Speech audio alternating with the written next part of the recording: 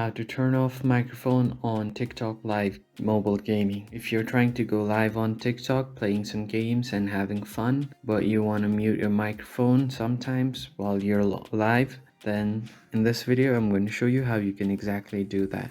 So the first thing you need to do is open your TikTok and go live. In order to go live on TikTok, you need at least 1,000 followers, which I don't have at the moment. So I'm just gonna tell you how you can do it. You can just start your live normally and start your mobile gaming. Select the game that you want to play, and once you start streaming or you start your live, you will see the microphone icon right here. If you scroll down on your control panel up top and scroll sideways, you can see this microphone access right here. You can turn it on or off according to your choice.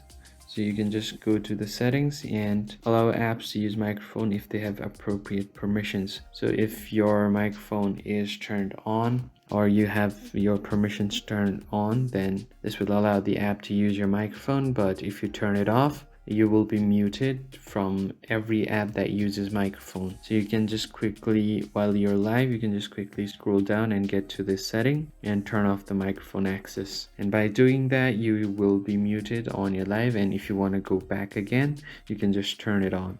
And that's how you can mute your live on TikTok.